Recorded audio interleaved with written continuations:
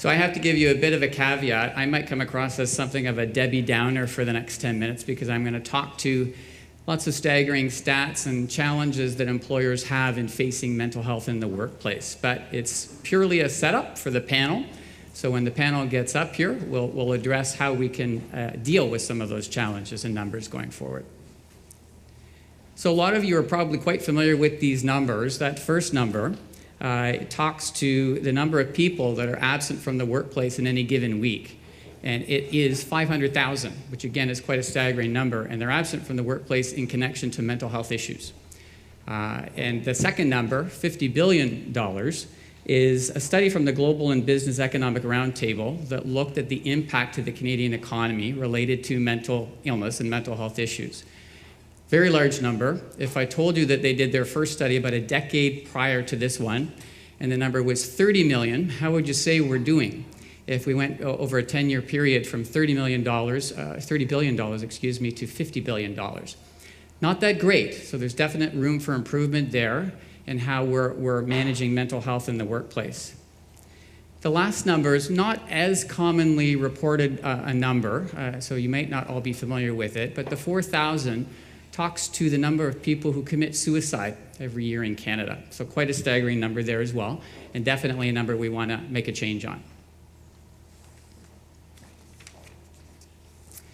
Again, some numbers you might be familiar with. So stigma is alive and well in the workplace and outside of the workplace around mental health issues, and we certainly need to move the dial in a positive direction on stigma. So there's a Conference Board of Canada survey that talked to employees who were concerned about being promoted within the workplace if they disclosed that they had any struggles with mental health. And 54% of them said yes, they would be very concerned about sharing within the workplace that they had any kind of issue, because that would impair and impact their ability to do well in their job and grow and get promoted. And I would say that most of us tie our identity and our self-worth a lot to work, maybe more than we should. But most individuals want to do well in the workplace, and if they're afraid of coming forward and talking about real issues that they're dealing with, it's a real roadblock that we need to think about. Canadians with depression believe they work at 62% of their capacity. And if you convert that into numbers, that's about 2 hours a day of lost productivity. And you've all heard of the concept presenteeism. And if you think about this particular stat, we're just talking about people who are self-diagnosed or clinically diagnosed with depression. Presenteeism is a much bigger issue than just this subset of people. There's been some research that talks to the fact that presenteeism might be costing the Canadian economy 8 times as much as absenteeism costs. So it's, again, something that we need to face head on. 50% of Canadians would tell friends that they have a family member with a mental illness diagnosis versus 72% who would talk about somebody having a diagnosis of cancer. This one's troubling, and one of the other speakers talked about all of us being complicit in not particular to stigma, but in this case I'm referring to stigma. If we can't talk about these issues, there's always going to be stigma. This one's of particular importance to me. I have a mother who had a couple of run-ins. I still have my mother, thankfully, has had a couple of run-ins with cancer. I was very proud of her in the way that she dealt head-on with her cancer diagnoses, and I'm very grateful that she survived both of her issues with cancer. I also have a sister who at a very low point in her life tried to take her life, and I'm very proud of her that she's dealt head-on with her mental health issues, and I'm very grateful that she's gotten to the other side of that and is doing very well and is in a really good place in her life right now. These are the things that we have to talk about openly.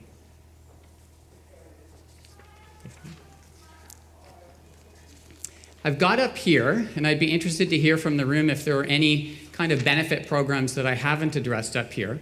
And the size of the bubbles are not really reflective of how important they are, how costly they are in your benefit programs. But if they're hard to read, we're talking about wellness, short-term disability, long-term disability, your drug spend, WSIB, for those, I think everybody is here from Ontario.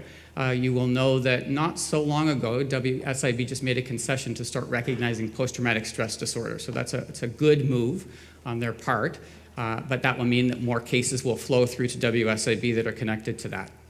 Absence management and EAP. So just a couple of questions here for the room. I would like to know if you think about your organizations and you think about the folks that manage these various programs on a day-to-day level, how many in the room would those be different people managing these different programs? Or would you have one person managing them all and having line of sight to all of those various programs? How many have different folks managing all those programs? Okay, that's pretty good. I would have expected that to be a higher number. So the rest of you have one person who has oversight and responsibility for all of those programs and knows them on a day-to-day basis? Okay, no one's raising their hand there, so we're going to go with the first response. So there's quite a disconnection there, and I think we'll talk about that in the panel when we start talking about mining data. What is important there is that disconnectivity probably applies to all the vendor partners and providers you have as well. So if you have one provider that's helping you with your STD, how often are you talking to them in consultation with the provider that might be managing the long-term disability or the drug spend? Trying to pull a full picture together and hang all the data together to understand what the overall population health risk is looking like and how you can move it forward. This is just a graphic to talk about the various challenges for employers. Stigma that we've already talked about, and I hope we'll talk a little bit more about with the panel. Diagnostic clarity is a big issue. We come across lots of claims where people have been away from the workforce for a long time because they've been misdiagnosed. And if you don't have the correct diagnosis, it's awfully difficult to get at the right treatment to help you in your recovery phase. So getting that diagnostic clarity is really important. A lot, and this is the beast of our medical system, a lot of people are treated by their family practitioners around mental health diagnoses, and not all family practitioners are equipped to be providing that treatment or offering a diagnosis with respect to that case.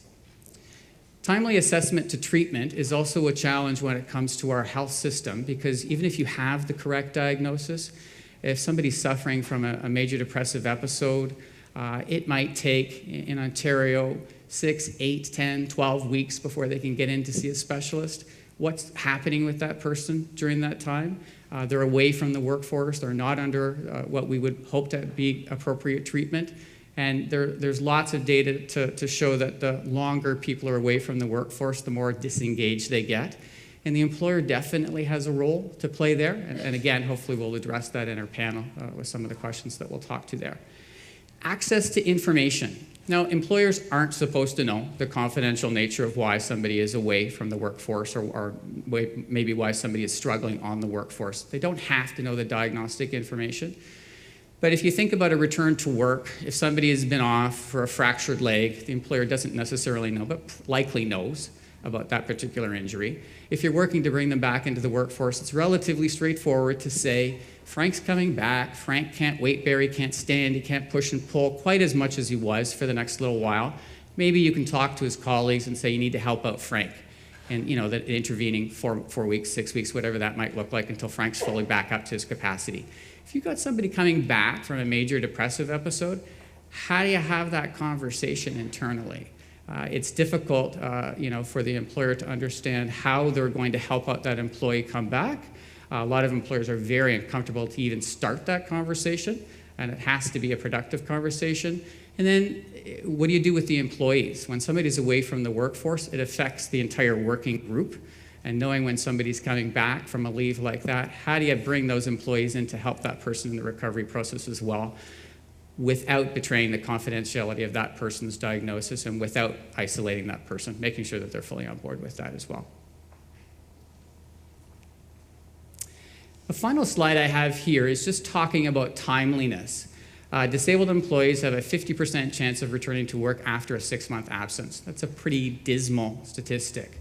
A 20% chance of returning to work after a 1-year absence, and only a 10% chance of returning to work after 2 years away from work. So I'm sure all, if not many of you in the room, have long-term disability plans and are familiar with that 2-year own occupation definition that then changes to any occupation.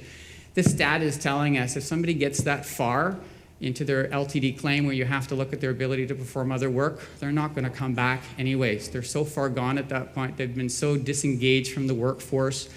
Their self-worth and identity is so negatively impacted at that point.